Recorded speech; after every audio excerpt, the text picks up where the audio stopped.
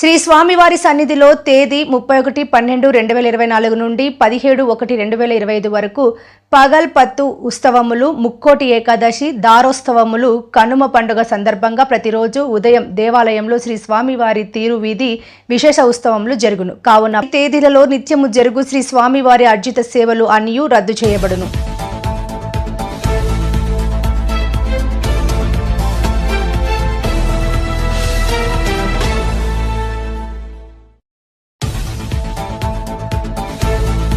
शुभांगाय मंगलाय महोजसे सिंहशैल निवासाय श्री नृसिंहाय मंगलम. श्री श्री श्री वराहलक्ष्मी नृसिंहस्वामी वारी सन्निधाనంలో ధనశుద్ధ ప్రతిపత్తని పురస్కరించుకొని ఈనాటి నుంచి ధనశుద్ధ దశమి వరకు పగల్పత్తు ఉత్సవములు జరుగుతాయి. అధ్యయనోత్సవం అంటాం దీన్ని. ద్రావిడ శ్రీ వైష్ణవ సంప్రదాయాన్ని అనుసరించి ఈ సందర్భంలో ధనశుద్ధ ప్రతిపత్తి నాడు ఆరంభించి దశమి వరకు 10 రోజులు దివ్య ప్రబంధ గానం జరుగుతుంది. సేవాకాలం గోవిందరాజస్వామి వారు ఉభయ దేవేరులతో కూడి బంగారు తొడిక్కినియాని పైన వేడామంటపంలో పురపాటును అనుగ్రహిస్తారు.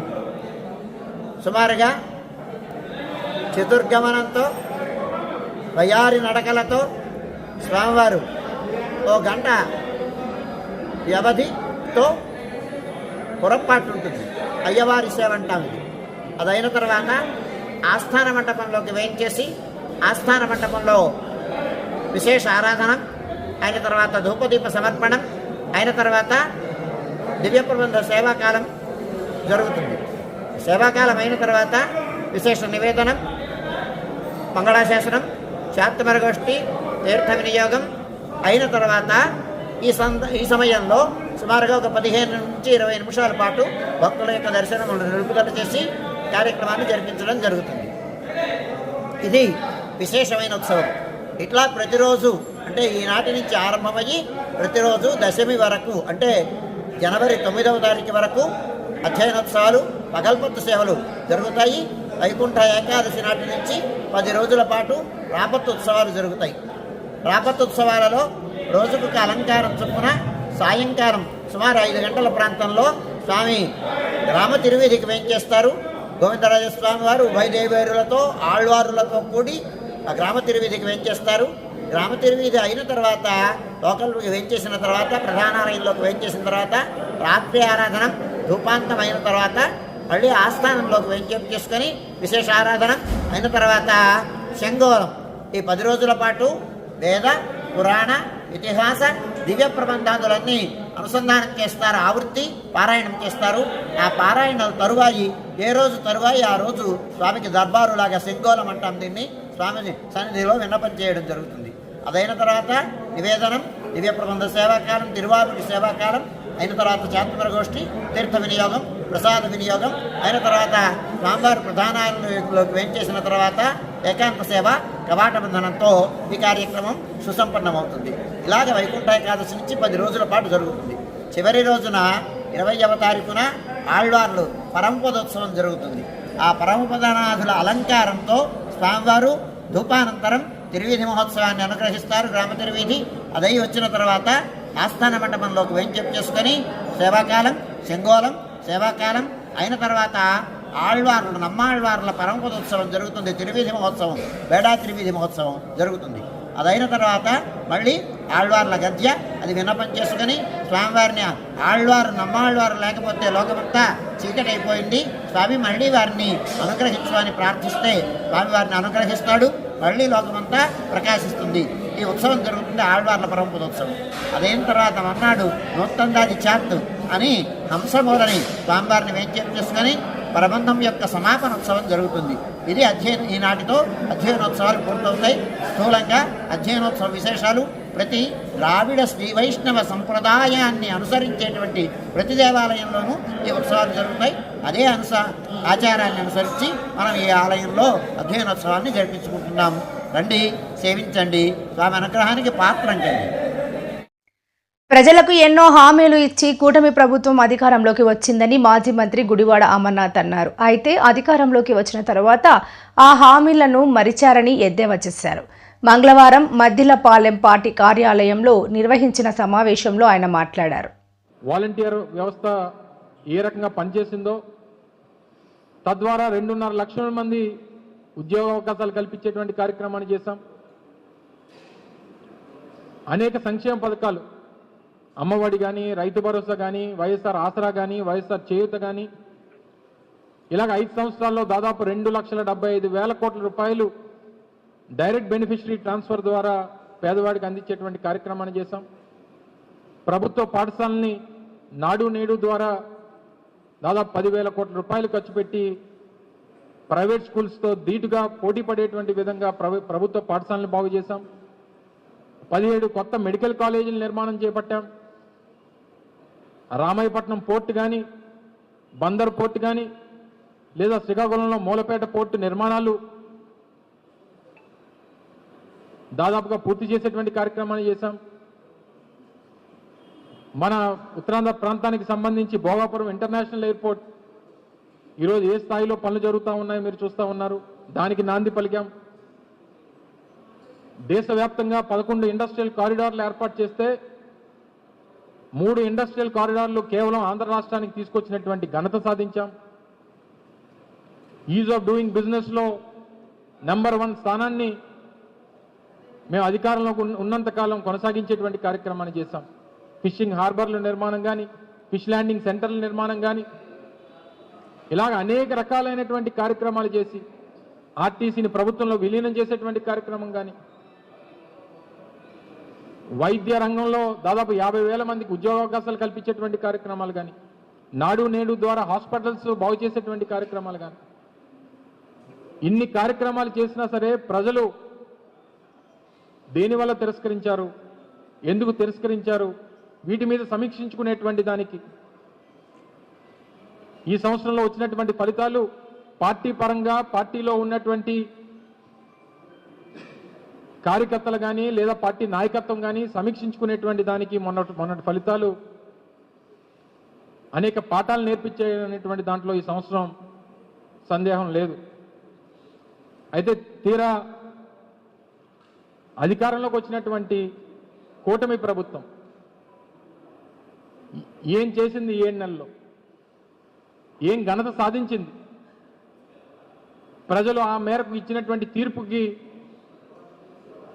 ప్రజలు తీసుకున్నటువంటి నిర్ణయం మంచిదే అనేటువంటి విధంగా వారు పనిచేశారా లేదా అనేటువంటి దానికి మొదటి ఈ 7 నెలలు ఒక ఉదాహరణ అనేటువంటి విషయానికి సందర్భంగా మీ ద్వారా తెలియజేస్తా ఉన్నాం. విశాఖపట్నం గాజువాక సుందరయ్య కాలనీలో ఇసుక లారీ అదుపు తప్పి ఎదురుగా ఉన్న షాపులోకి దూసుకొచ్చింది. అక్కడ జిరాక్స్ కోసం వచ్చిన 60 సంవత్సరాల వెంకటరమణ స్టీల్ ప్లాంట్ ఉద్యోగి మృతి చెందారు. పోలీసులు దర్యాప్తు చేస్తున్నారు.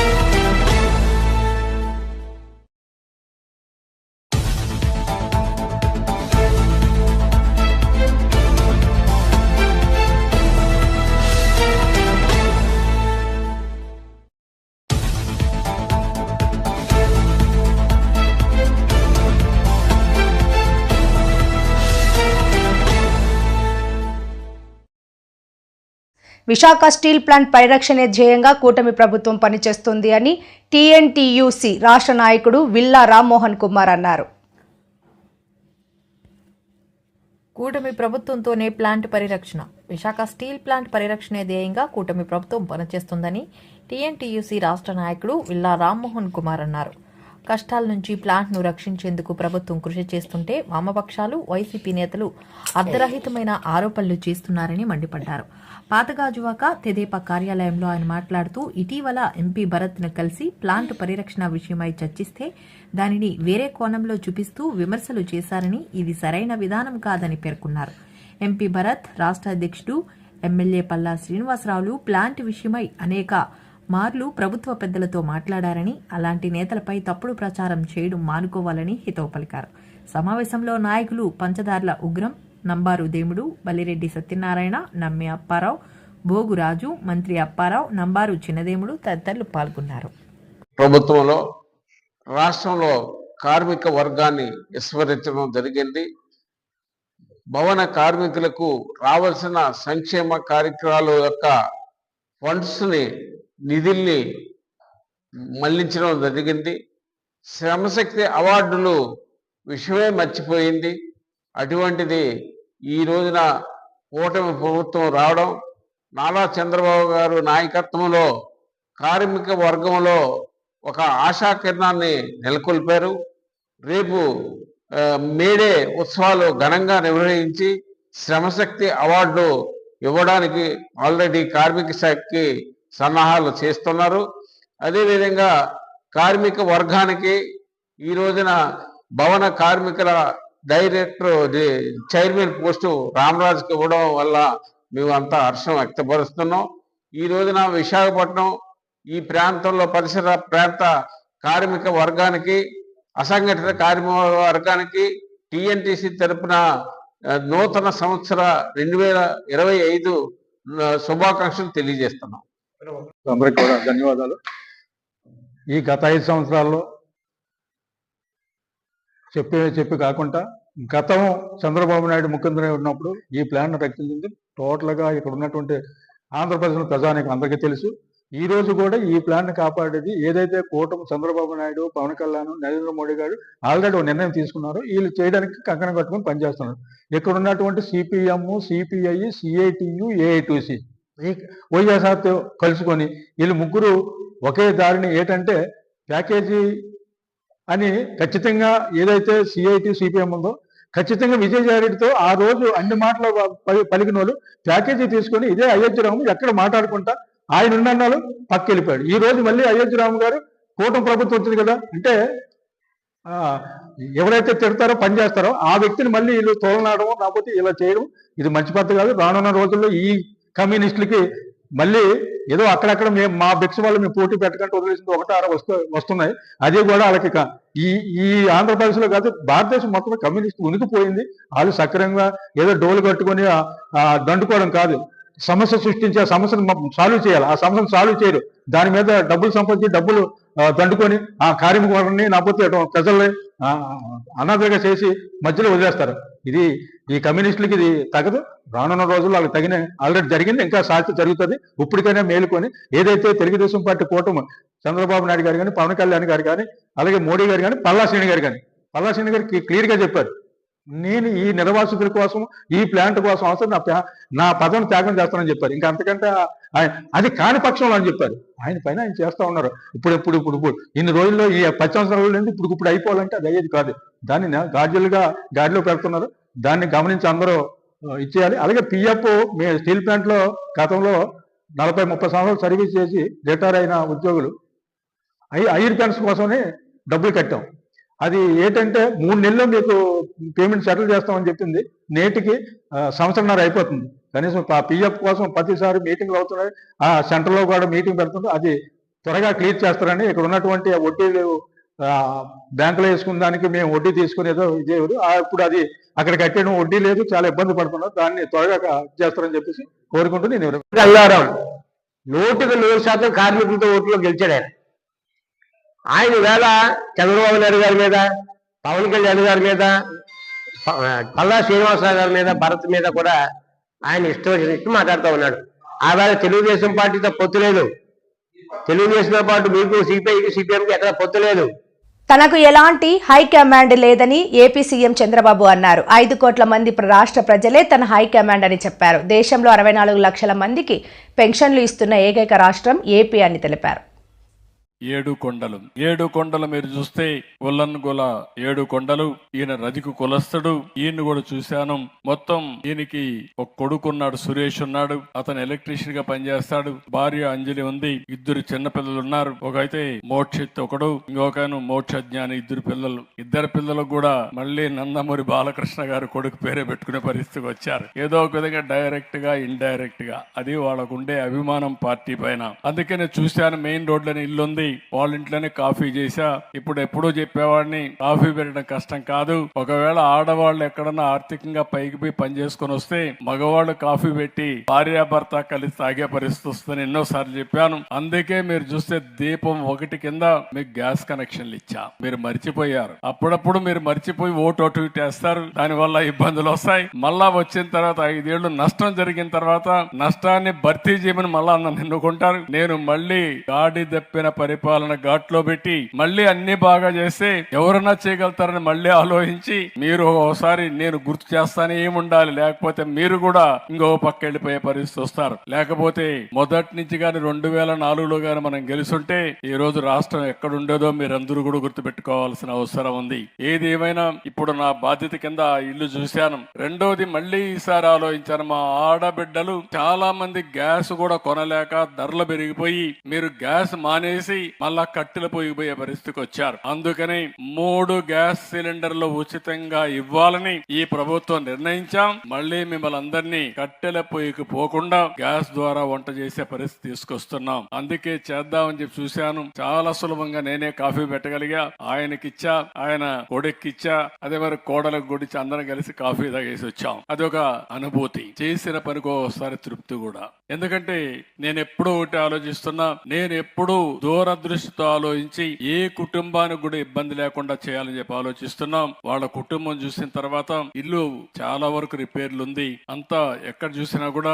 వర్షం వస్తే మొత్తం కూడా తడిచిపోయే పరిస్థితి వచ్చింది. అందుకే అది ఆలోచించాను. కష్టపడే కుటుంబం. కొడుకైతే ఎలక్ట్రీషియన్ గా ఉన్నాడు. ఆయనైతే సైకిల్ షాప్ పెట్టుకొని అక్కడంతా కూడా సైకిల్ షాప్ కి రిపేర్ చేసే పరిస్థితికి వచ్చాడు. ఆయనకి మెషిన్ కావాలంటే ఒక 60,000 అవుతుందంటే ఇమ్మీడియట్ గా కొనిమ్మని చెప్పి కలెక్టర్ కి ఆదేశాలు ఇచ్చారు. ఇమ్మీడియట్ గా మెషిన్ ఇస్తారు. అదే మరిగా ఆయనకి దగ్గర ఒక ఇల్లు కూడా 2,50,000 రూపాయలు ఇల్లు శాంక్షన్ చేసి ఊర్లో ఉండడం అందరూ చెప్పాను. అవసరమైతే పార్టీ కూడా ఇస్తాం. ఒక 5-6 లక్షలైనా మంచి ఇల్లు కట్టించి పార్టీకి పనిచేసిన దానికి గుర్తింపు ఇవ్వడానికి ముందుకు పోతున్నాం అని చెప్పి కూడా నేను మీకు తెలియజేస్తున్నా. ఆయనకు అవసరమైనప్పుడు ఆ ఇంటికి ఏదైనా ఇంకొక 2-3 లక్షలు అయితే పార్టీనే ఇస్తాం. ఎందుకంటే ఈ రోజు పార్టీని నమ్ముకొని 90 లక్షల మంది మెంబర్స్ అయ్యారు. తెలుగుదేశం పార్టీ జెండా మోసారు, కష్టపడ్డారు. ఎప్పుడు కూడా ప్రజాస్వామ్యంలో ప్రభుత్వం రావాలంటే పార్టీ కార్యకర్తలు పనిచేయాలి. పార్టీ సిద్ధాంతాలు ఎప్పటికప్పుడు ప్రజలకు చెప్పాలి. అప్పుడే ప్రజలంతా కూడా మన పరిపాలన అంటే తెలుసుకుని ఓట్లేసే పరిస్థితి వస్తారు. అలాంటి ముఖ్యమైన కార్యకర్త ఈయన ఆదుకుంటామని చెప్పి కూడా నేను మీకు తెలియజేస్తున్నా. ఈ రోజు నేను ఇక్కడికి వచ్చింది పేదల సేవలో అని ఒక ప్రోగ్రాం పెట్టాను. రేపు January 1. ఈరోజు December 31. ఇది మామూలుగా January 1 పెన్షన్ ఇవ్వాలంటే ఆ రోజు హాలిడే. పల్నాడు జిల్లా ఎల్లమందలో లబ్ధిదారులకు పింఛన్లు పంపిణీ చేసిన సీఎం చంద్రబాబు శారమ్మ ఇంటికి వెళ్లి పింఛన్ నగదు అందజేసి ఆమె కుటుంబం కష్టాలు అడిగి తెలుసుకున్న సీఎం శారమ్మ కుమారుడికి ఎస్సీ కార్పొరేషన్ ద్వారా ₹1,00,000 రుణం ఇప్పించాలని, శారమ్మ కుమార్తెకు నీట్ కోచింగ్ ఇప్పించాలని అధికారులకు సూచించిన ముఖ్యమంత్రి.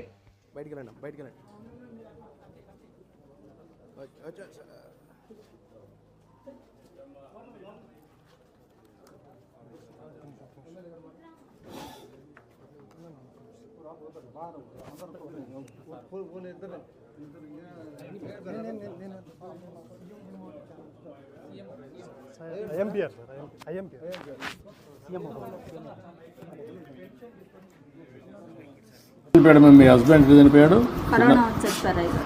కరోనా వచ్చి చనిపోయాడా? కరోనా సమయంలో సెకండ్ వేవ్. అంటే ఎంత ఏజ్ ఎంత అప్పటికైంది? ఏమన్నా అలవాట్లు ఏమైనా ఉన్నాయా? తాగుడు కానీ అవన్నీ? ఏమ్మా ప్రార్థనకి వెళ్తాం. ప్రేయర్కి వెళ్తాను. అవును. మాకు రాసమంటే అలవాట్లు ఏం లేవు.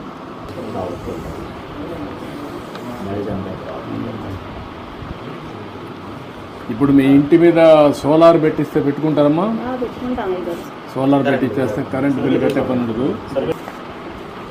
ఇంకేంటమ్మా, ఏంటి చెప్పండి మీ కష్టాలు? ఇంకేముందండి మా కష్టాలు. మా పాపని బాబుని చదివించుకోవాలనుకుంటున్నాను. ముఖ్యంగా వాళ్ళ కోసమే నేను ఇంత ప్రయాసపడుతున్నాను. నా బిడ్డల కోసమే, ముఖ్యంగా నా బిడ్డలు చదివించుకోవడం కోసం. నేను ఆయాంలో 5 సంవత్సరాల్లో 5 సంవత్సరాల కాలంలో మన ప్రభుత్వంలో చేర్చినప్పుడు ఇల్లు కట్టించుకున్నాను. అప్పుడు జరిగిన మళ్ళీ 5 సంవత్సరాల కాలంలో మాకైతే ఏం అందుబాటులోకి రాలేదు. మేము చాలా ఇబ్బంది పడ్డాం కరోనా టైంలో. ఆ టైంలో పడ్డప్పుడు మమ్మల్ని ఎవరు ఆదుకున్న వాళ్ళు కూడా ఎవరు రాలేదు. 5 సంవత్సరాల కాలంలో కూడా. అప్పుడు 50,000 కరెంటు బిల్లు కట్టేనే మీకు పింఛన్ ఇస్తాము, లేకపోతే మేయం. సచివాలయంలోకి వచ్చిన పింఛన్ ఎన్నికెళ్ళిపోయింది. ఎన్నికెళ్ళిపోతే 50,000 బిల్లు కట్టమంటే అబ్బాయి కూలి పని చేసుకుని ఇప్పుడు కూడా మేము నెల వచ్చాము 3,000 రూపాయలు డబ్బులు కట్టుకుంటున్నాం పింఛన్ కోసం 50,000 తెచ్చి. అప్పుడు మాకు సచివాలయంలో పింఛన్ ఇచ్చారు 50,000 కరెంటు బిల్లు కడితేనే. ఆ 50,000 కట్టుకుని ఇప్పుడు నేను అప్పుడు 2,750 రూపాయలు పింఛన్ తీసుకుంటున్నాను. ఇప్పుడు 4,000 వచ్చి నాకు అయ్యగారు నా బిడ్డని 4,000 రూపాయలు పెట్టి నా బిడ్డ నేను పోషించుకొని చదివించుకుంటున్నాను. అబ్బాయి తెచ్చిన 200 జీవిత ప్రకారం మేము ఇంట్లో మా ఆయుధ ప్రకారం వాడుకొని ఎట్నా సార్ పాపని చదివించుకునే సామతికి మేము ఇప్పుడు ఇచ్చిన డబ్బులు పెట్టి మేము వాడుకున్నాం. బాగా చదివించమ్మా పాపని.